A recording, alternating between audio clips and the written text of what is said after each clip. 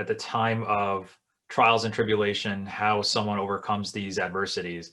Mhm. And so now you took that mantle for the past year. You, by title, are the CEO. Not many people have been in the shoes of a CEO. So, as CEO, what Mhm. does your day to day look like? Well, it's not glamorous at all. It is a battle for time. It's a battle for time. An iron wheel to make each moment, each engagement, each opportunity count. And that doesn't matter who's sitting across from me, whether it is a client, whether it is one of my coworkers who is going through something because uh, dealing with COVID-19. Like I am fortunate, I am blessed that I have a family to go home to. You have some folks that they live alone. They don't have a support system, and so making sure that I have time to make every person feel like they are important, that they count, or what is important to them is also important to me. I would tell you that that's where I spend a lot of my time. The work is easy. Connecting with people and making sure that they feel valued, that's the harder part, but that's the part that's the most rewarding.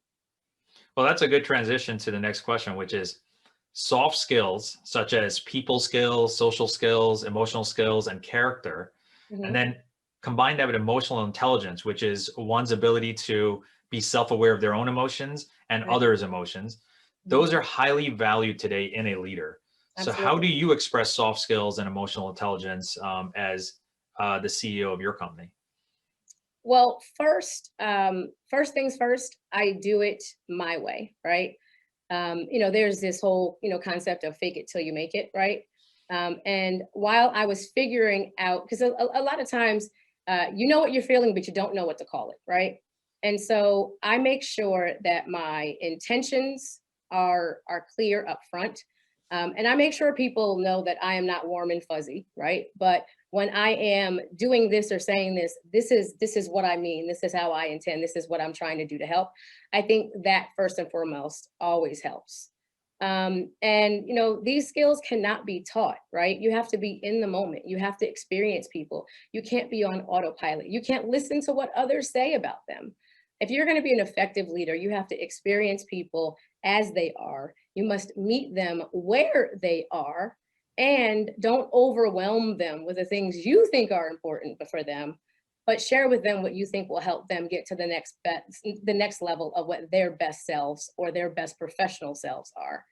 And then you add COVID to the equation, and it takes a lot of energy to connect with people through a camera, right? But you have to figure a way to do it. And so you find yourself researching organizational cultures and individual styles a lot more, just so you can connect with people if it's important. And so to express my soft skills, I seek feedback. I observe and I listen to those who have an exemplary rapport with others. Further, I'm committed to listening more than I speak, and it is absolutely important to lead with empathy. Well, you talked a little bit about people, which brings me to culture. Yes. And I know you mentioned culture as well in your answer. I want to kind of take a deeper dive into that. Culture is integral to employee morale and thereby the success of any company. So, how Mhm. would you describe the culture at Diversity Inc., not only under your leadership, but also under COVID?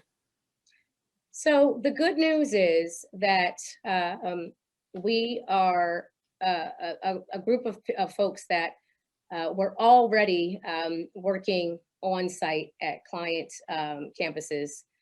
We were already working at them, from different states, right? Because all the talent you need, any CEO will tell you, all the talent you need is not going to be in the city or state you are headquartered. Okay, so we were already used to working remotely, but still together, good relationships. And so that was, a plus for us. And I've got to tell you that from the time that I took over as a CEO to now, unfortunately, we've seen some folks go, but some amazing people have joined. And so, the same way that the marketplace looks at our assessment as the gold standard for data and consulting, my team is the gold standard for a truly effective, smart, can do, and caring group of people that understand culture and work with leaders to make sure that they understand theirs too and can make it its best. So to your question, I consider the culture at Diversity Inc. to be that one of unquestionable trust.